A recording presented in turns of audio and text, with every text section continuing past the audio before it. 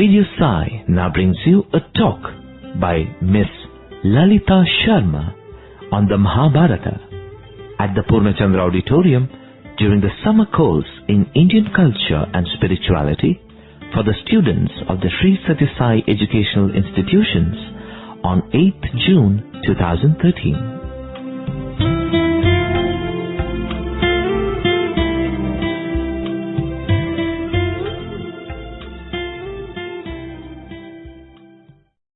Om Shri Sai Ram.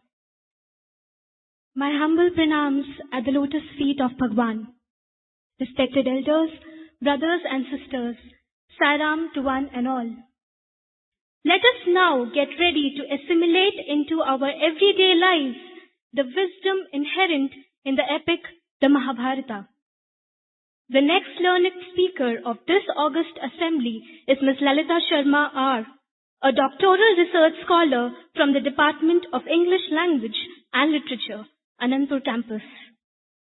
After completing her schooling and Bal Vikas training from Kerala, Ms. Sharma joined the Anandpur campus in the year 2005 for the undergraduate program and stayed on to pursue MA in English Language and Literature and subsequently the MPhil program. During this blessed phase of her life, she was graciously honored by Bhagwan with gold medals for distinction in the BA and MA courses. Having been a part of the Nadaswaram troupe of the campus for 5 years, she is enriched with priceless moments of proximity with the divine. A great orator, a voracious reader, a Vedic scholar, a budding academician with a philosophical bent of mind, Ms. Sharma has been blessed to speak on many such earlier occasions in the divine presence. Currently, she is pursuing her doctoral research in the field of gender studies. Her life itself having been inspired by the powerful women characters of the Mahabharata, it is most appropriate to hear from her on the relevance of the Mahabharata in modern times. My pleasure to invite Ms. Lalitha Sarma.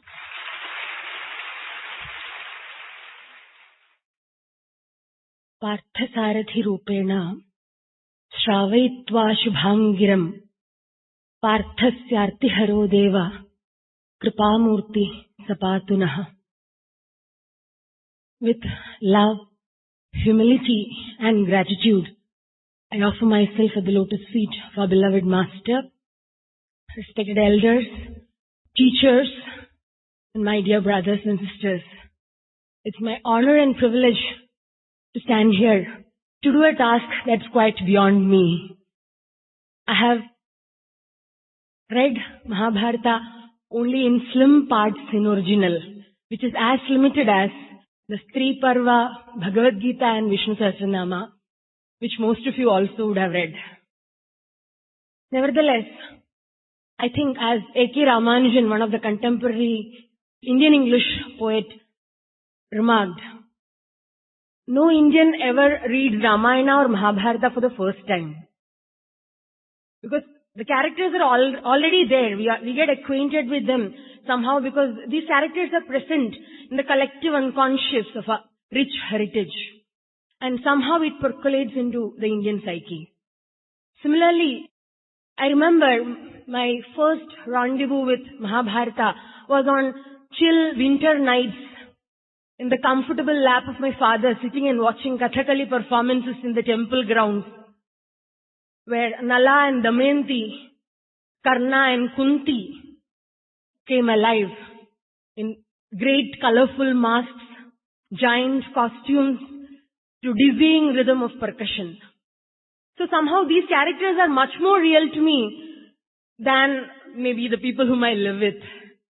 And I must admit, as Divya Madam kindly introduced, that I'm greatly inspired and mostly inspired by the women characters of Mahabharata. Maybe it justifies that my area of research is feminism and gender studies too. All my favorite episodes of Mahabharata has one or the other powerful woman character. Be it Kunti, the kingmaker, a widow with 5 little children in the faraway forests of Himalaya. She made them become the kings of the entire Bharatavarsha. She's a kingmaker. Dowager of Hastinapura, Satyavati, who had very strange experiences throughout her life. Yet she was respected for her chastity and virtue. Mahabharata reminds us about it often. So was with Gandhari. Her blindness is more a hermeneutic blindness, I would say, than merely physical blindness. She chose to be blind to the distress and at the end of her sons, because had she been not blind to their faults, maybe the Kaurava clan wouldn't have been in so much of peril. But she was a plentiful mother of 101 children, and finally she was left with not a son. All that she was left with was Dushala, her daughter, who goes to Arjuna with her grandson, because her husband Jayadratha is also killed by Arjuna during the Great War. She goes with her little grandson in her arms and pleads with Arjuna, please spare him alone. At least him, because he's the only one who's remaining of the Kaurava dynasty. I admire Gandhari also. But of all those heroes, I won't call them heroines, they are heroes. Of all the resplendent women heroes of Mahabharata, my eternal favorite is Yajnaseni, the dusky, beautiful princess of Drupada, who challenges all our sense of morality by being party to Krishna's decision for Dharma Sthapana. And Krishna lets her know that you have been destined to remove adharma from earth. And for that you will have to make very unique decisions and stand by them too. She takes it absolutely with peace and equanimity. We have various interpretations, contemporary interpretations of Mahabharata, and I must say I'm heavily influenced by many of them. For example, one text which has helped me a lot in gaining some insights on Mahabharata is one Malayalam book called Bharata Paryatanam. First, when my father got it, I thought it was a travelogue, because Paryatanam meant travelogue. So I thought it must be like some Himalayan trip. But little did I realize that it was a travelogue through Mahabharata. That was Bharata Paryatanam. And so was Yajnaseni, the book by Pratibha Ray. And also The Palace of Illusions by Chitra Divakurini. I'm just mentioning these titles so that the graduates, the new entrants, if they find spare time, could go through these books. And Yajnaseni, who was humiliated in a noble assembly, where wise men sat silent, saying, Dharma is sukshma. We do not know whether what is happening is right or wrong. That is what Bhishma says when Draupadi asks, tell me, did Yudhishthira wager himself first or me first? Bhishma says, Dharmasya tattvam hitam guhayam. Dharma is subtle, I am unable to answer. Vidura says that no, indeed, Draupadi is free. But all those men of valor sit silent, and that brings the cosmic dharma into action. When human beings fail to keep up dharma, the Lord decides to execute his dharma. When she comes to the court, she's clad with a single garment. And there, when she's disgraced, the Lord gives her unlimited grace, unlimited protection. I remember one of my teachers telling me when Swami used to give them saris, Swami used to tell them the sari which he gives is symbolic of protection. I absolutely understand the kind of protection Lord Krishna dispatched to her from faraway Dwarka. In gratitude of a single bandage that she tore away from her bridal dress when he was cutting sugarcane and he got wounded in Dwarka long, long ago. So this dharma, which is very subtle, lies at the heart of Mahabharata. In literature, we say that the relevance of a literary text can be analyzed by seeing whether it can stand the test of time. That is why Shakespearean texts are studied even today. They look very contemporary. We are not imposing our current values on an ancient text. We are studying it in that circumstance, but the values that it portrays is relevant even for the contemporary society. So, there have been various readings of Mahabharata. My topic is lessons from Mahabharata for the modern society. People have used Mahabharata in the context of the various adharmic things that happened in the corporate world, whether it was a Satyam scam or the recession of 2008. They've used it in the context of war. War is central to Mahabharata, just as Dharma is. From the Udyoga Parva through the Bhishma, Drona, Karna, Shalya, Sauptika Parvas, what attracts our attention is that war is futile. Therefore, it is very important to study this aspect of violence and war in the context of the First World War, the Second World War, the Cold War, which Bhagwan so graciously averted, as we understand from certain elders. And also the recent war at Iraq. We call much of it as collateral damage. Individuals do not matter in the war front. That is what worried Yudhishthira. When after the rigged dice game, they go on an exile, and in the Vana Parva, Draupadi raises the issue and asks Yudhishthira, why did you remain silent? When in that open court, everybody disgraced me, the wicked Kauravas disgraced me and my 5 husbands remain mute spectators. Why did you do that? Why aren't you behaving like Kshatriyas? Where is your Kshatriya Dharma? And then Yudhishthira says that he thinks Ahimsa is Parama Dharma. Above Swadharma also. Above the Kshatriya Dharma is Ahimsa. But that gentleman's patience is tested. He says Kshama is Dharma. I remember listening to a beautiful discourse of Bhagwan through the radio sai when Swami says Kshama is Satyam, Kshama is Dharmam, Kshama is Sarvam. Kshama has 2 connotations. One is forgiveness and second is forbearance. So Yudhishthira says Kshama is the highest Dharma. And then there is a beautiful twist in the tale. Somebody arrives on scene, and who is that? Sage Markandeya, the self-same Markandeya who fought against Yama and won eternal youth. Sage Markandeya arrives on scene. He has seen yugas pass by. So he arrives on scene and smiles at Yudhishthira. Yudhishthira is hurt and he asks, Master, are you mocking at me?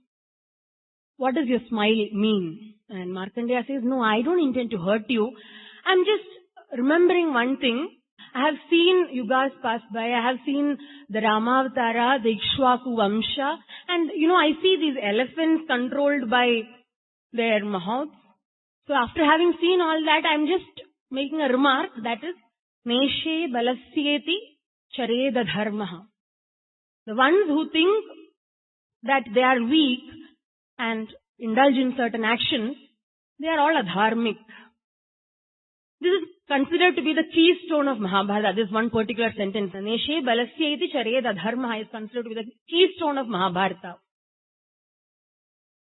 So, Yudhishthira is perplexed. So, does the sage mean that the great kings of Ikshwaku Vamsha are adharmic? No. All that he is telling is that if you remain tied to your destiny, thinking that you are weak and do not have courage to face the challenge that life throws in front of you, then you are doing adharma. In that court filled with wicked Kauravas, Bhishma, Drona, Kripacharyas remain silent. Dhritarashtra is anyway opaque to what happens. But we hear his voice. When the dice game goes on, he keeps on asking, Kim Jitam, who won? Kim Jitam. This happens like a refrain. We hear the greedy voice of Dhritarashtra. So we understand that he is not all that fair and impartial grandsire that he is supposed to be. So in that court, had Yudhishthira told that this game of dice is evil, Draupadi is not a slave, and had these 5 Pandavas shown the courage to take up arms and rebel against the Kauravas, then that would have been Dharma too. Dharma does not consist in passive resistance, but it is about active virtue. In Yajnaseni, the book, Pratibhare mentions about Mother Urmila and Mother Sita, a beautiful contrast. And she says, Mother Urmila remained in the Antapura for 14 years, not even seen a shadow of a man. But Ayodhya resounded with the call of Sati Sita, where she had spent 10 months in somebody else's house and come back. She was brought by the Lord. So it is not cloistered virtue that matters, but virtue when it comes in face-to-face conflict with vice and still shines forth in great radiance. Every time the topic of Mahabharata came up in any discussion, whether it was classroom or outside, there is an evergreen hero, especially with all the youngsters whom I have interacted, and that happens to be Karna. They just cannot understand how could Karna undergo all that. He's a wronged hero, wronged by his mother, wronged by his brothers, wronged by his teacher Parashurama, wronged in the last moment by the charioteer Shalya, wronged throughout, a tragic waste of a beautiful life. What are we to learn from him? We have to learn a couple of lessons. First, as a society, we must learn not to privilege one identity above other identities of a person. Karna was a generous man. Karna was a very caring son, to both Athiratha as well as Radha, as well as to Mother Kunti. He was extraordinary in his generosity. With all that, we branded him as Sutaputra Karna, an identity which in fact was not his. And with that, we kept stinging him throughout. So let us remember not to categorize people into watertight compartments. Let us believe in a philosophy of expansion. Otherwise, like Yudhishthira, we will have to mourn. Swami so beautifully said, it's a second-hand information I've heard from many venerable elders about this story, wherein Swami narrated the story of Mahabharata and reached this point wherein all the final obsequies of the dead Kauravas were over, and then Yudhishthira turns to ask, is there anybody left for whom final rites have to be done?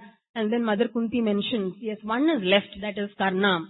And then Yudhishthira asks, why should I do for the Sutaputra Karna? And that is when Mother Kunti says that he is not Sutaputra, but he is as much a Kaunteya as Yudhishthira is. And rather, he is the one who is the heir of the kingdom, being the eldest. Karna was in the wrong side at the wrong time with the wrong party. He is an exemplar of exhibiting to us the limitation of human friendship. The last moments of Karna in the battlefield of Kurukshetra is something that's so significant. Karna and Arjuna are face to face with each other. Karna is having the king of Shalya as his charioteer, and facing him is Arjuna with Lord Krishna as the charioteer. As the chariot of Krishna approaches, King Shalya praises the beautiful form of Krishna that is in front of Karna, just to distract him from the task of war. Describes the beautiful form, the peacock feather bedewed with the dust of the battlefield, the sweat trickling down his beautiful forehead, the beautiful yellow silk that is rustled because of the task that he is at, and that smile that is ever on his face, come what task may be. Shalya beautifully describes. I had this poem in Malayalam translation in my 6th standard in Malayalam second paper. It remains my favorite poem. And in the beautiful poem, and Karna says, stop it, they are my enemies. So the first flaw is God becomes your enemy. One axiom that goes on repeating in Mahabharata is, Yato dharmas tato jeha. Where there is dharma, there shall be victory. So at the last moment when the wheel of the chariot sings, Karna says, the wise ones say that if you follow dharma, dharma will protect you. But I see that I have protected dharma all through my life, but at this moment, dharma is not protecting me. And then Lord Krishna says, it's very well to remember dharma when you are in trouble. Where was this sense of dharma when you sat beside Duryodhana and mocked at Draupadi, saying she's a slave to all the 100 Kauravas? Where was this sense of dharma when just 4 days back that little boy, 16-year-old boy, Abhimanyu, was caught between 6-7 of you giants, Kaurava elders, and all of you killed him cold-blooded against the justice of war rules? Where was this dharma when the dice game you knew that Shakuni was playing false? Where was your sense of dharma then? And now when you are in trouble, you remind us about dharmic war, just war. Lord Krishna turns to Arjuna and tells, kill him, this is the best moment.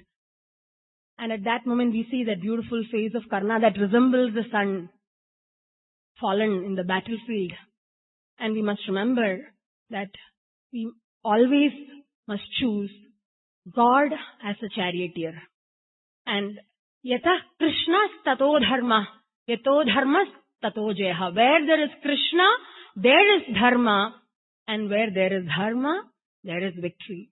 That is what the 2nd century Vaishnavite sayings used to alter the yato dharma tato jaya into. They used to tell, where there is Krishna, that is dharma. Our mind, our intellect, even our conscience may at times be too subdued to tell us what is right and wrong. Dharmasya tattvam nihitam guhaya. It is very subtle. But our litmus test to find out what is dharma will be, what does Swami approve? And if we can get through that single test, we will be having the Lord as our charioteer. And what worry when He knows everything. He knows what is victory. He knows the way to victory. Another character which baffles me in Mahabharata. I'm picking characters because the characters and their life incidents can inspire us and help us resolve various conflicts of dharma. The Mahabharata is not a self-help text that will tell you how to practice dharma. In fact, there are very few situations when there is any answer provided. The text only gives you various perspectives, and that is a beautiful value of the text that I see as a literature person, because we don't categorize people as good or evil in literature. We always see a blend of good and evil in each individual. So it is only a gradation. And finally, probably what happens in the war is that Krishna is removing one illusion through another illusion. Mahabharata will happen to each of us in various realms. One is that it is just the narration, the tale of the war between two sets of cousins. At the second level, it is of course balancing the cosmic dharma. At the third and the most subtle level, it is an enactment of crisis of conscience that happens within each of us, if we are aware, moment by moment. Sometimes when it is jarring, we say it is dharma sankata. Otherwise, probably we are not awake to the calls of the conscience. So the other character whom I wanted to mention in this context was Ashwatthama. One of the very few people who are Chiranjeevis, probably other than Markandeya, whom we see as a Chiranjeevi even today, is Ashwatthama. He stands for raw, pure hatred and revenge. His father is killed in the wrong way. Yes, but he decides in the Sauptika Parva, or we see that all the people in the tent, the Pandava tent, are fast asleep. But Krishna so wisely takes away the 5 Pandavas and Draupadi to the banks of Yamuna to spend a night in the calm environs there.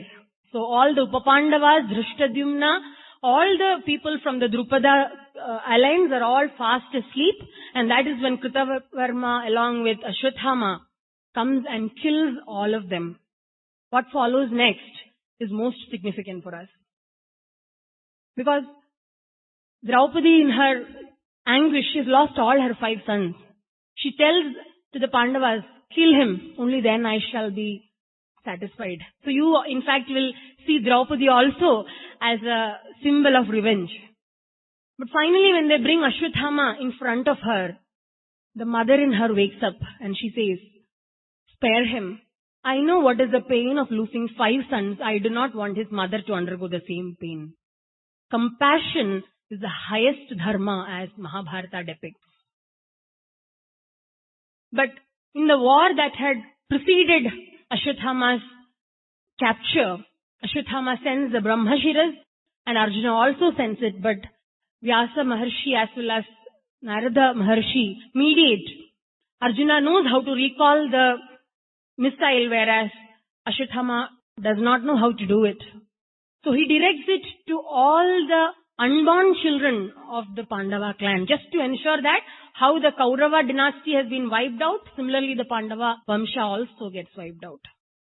But the compassionate Lord resuscitates Parikshit, thanks to whom we have that celestial ambrosia called Srimad Bhagavatam. Mahabharata also teaches us a beautiful lesson about prenatal education, about value-based education that must begin as early as when we are in the womb of our mother. Like Prahlada, who learns about Narayana when he was in the womb of his mother, Abhimanyu learns the martial art when he was still a fetus. And we see how Kunti brought up the 5 Pandavas with a lot of Shraddha and Bhakti. And we see how Kauravas did not get that kind of a right parenting. Swami speaks about the Sai parenting. So value-based education is another important lesson that we must garner from the Mahabharata. An important matter that has to be paid attention in this context is also about the futility of war.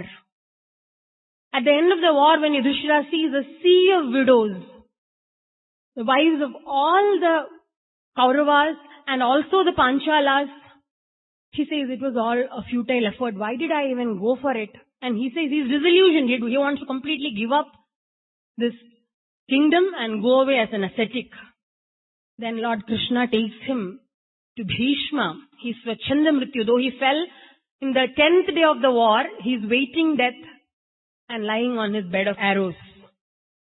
So Krishna takes Yudhishthira to Bhishma Pitamaha, and there Yudhishthira questions Bhishma, Ko dharma sarva dharmanam bhavata paramo mataha. What is that supreme dharma? Advise me on that. And Bhishma, I'm sure with a chuckle, said, the one who's standing behind you, he is the absolute dharma. I've heard elders narrate in probably the same venue about how a previous editor of the Sanatana Sarathi was once asked by Bhagwan to speak in Trai, and that elder forcibly said, Swami, I will not speak because they are here to hear you speak. And then Swami said, no, it took Bhishma to explain to Yudhishthira what is dharma. He spent all the time with Krishna, but never realized that Krishna himself was dharma. Acharya prabhavo devo dharmasya prabhurachyutaha. The Lord is the source of all dharma. Following the Lord's command is practicing dharma. And as we see towards the end, we see Yudhishthira constantly undergoing test of faith. First you see him in the Vanaparva with the Yaksha Prashna. There is this tree spirit who asks him, what is the highest dharma? And Yudhishthira says, compassion is the highest dharma. And then in the Yaksha Prashna, Yaksha says, all your 4 brothers have died. You can choose to revive one of them. And then Yudhishthira, without batting an eyelid, says, revive either Nakula or Sahadeva. My mother has me left, but Madri's even one son is not left, so kindly revive one of them. So always thinking the other before you prioritize yourself is another aspect of dharma. Ahimsa paramo dharma. We may think all these are epic virtues which are not practicable. But let us remind ourselves that the Emperor Ashoka practiced ahimsa in his daily life. He is from the great dynasty of Mauryas, the Chandragupta Maurya who fought against Alexander the Great. But King Ashoka, Emperor Ashoka was disillusioned by war, and he also said ahimsa is the parama dharma. Those who win others' hearts through the means of dharma alone are the victors. Otherwise, like Pandavas, you will be vanquished victors. You do not know whether they are victors or the vanquished ones. Similarly, you have the example of Mahatma Gandhi. Maybe like Albert Einstein said, the coming generations, which includes me, may not even believe that somebody like him walked on earth. Somebody who chased away the British Empire with the power of ahimsa, satyagraha, non-violence, and truth was his twin arms. So we see that the values that are enshrined in Mahabharata are practicable. I want to also draw your attention to another incident in Mahabharata. That is when in the Vanaparva, as per Maharshi Vyasa's suggestion, Arjuna decides to go to procure powerful arms from the Devas. And he goes there, does penance for months together without food, standing on toe, finally stopped even breathing. And there comes a wild boar to disturb his penance. And behind him comes a hunter. And there ensues a battle between Arjuna and the hunter. And finally the hunter wins. The Kirata Murti wins. This wild boar has to be fought with before we can even dream of getting the divine missiles required for the battle of dharma. This wild boar is not something extraneous to us. It is our own negativity, our own flaws, our own foibles. We have to come to terms with it. And we must remember that the one who has sent this wild boar is Kirata Murti himself, is our dear Lord in another form.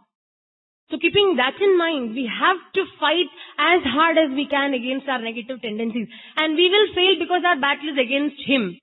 And finally, he will assume his beautiful form. He will leave his Kirata form and show us that resplendent form of Uma Maheshwara. And will grant us that Pashupatastra which will assist us throughout. At the end of the Vishnu Sahasranamam, there is a beautiful shloka which appears in the Phalashruti.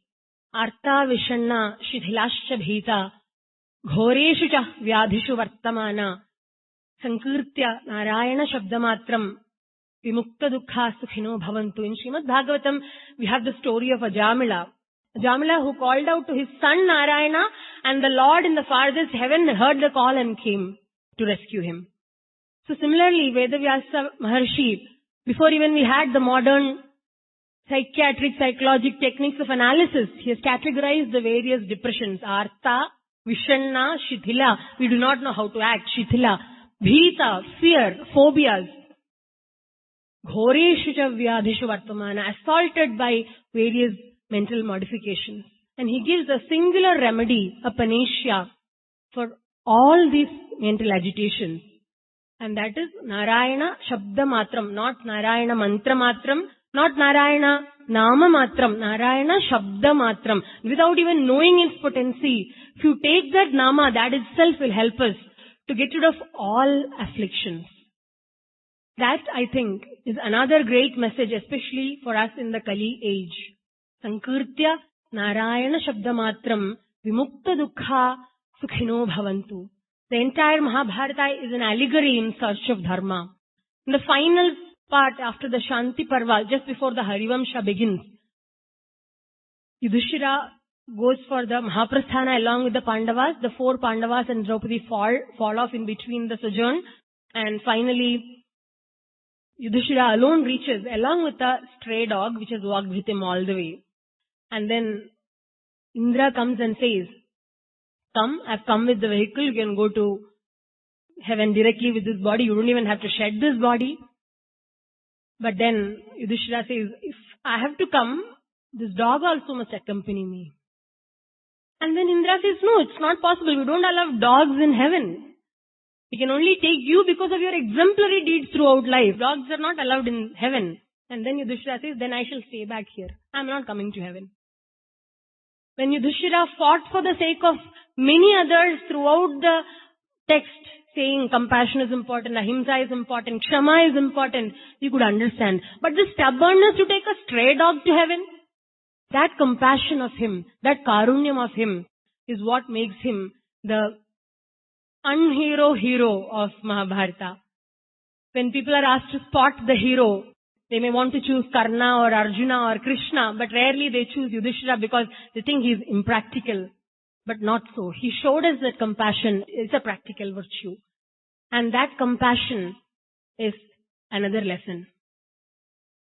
One important thing which I feel is relevant in today's society is that to observe that Lord Krishna has always been sympathetic and protective about women's honor. Swami has spoken about modesty, humility, chastity as the crest jewels of womanhood. Swami has always held high that women must be honored wherever they are. And we see that this virtue is another which is held high by the Mahabharata, and it is so important in today's world. I end my talk with just a prayer.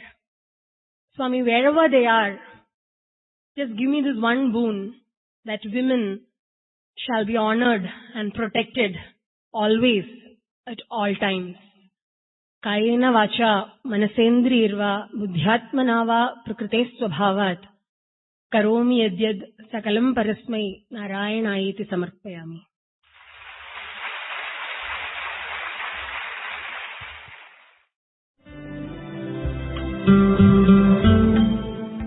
You were listening to a talk by Miss Lalitha Sarma on the Mahabharata at the Purnachandra Auditorium during the summer course in Indian Culture and Spirituality for the students of the Sri Sathya Sai Educational Institutions on 8th June 2013.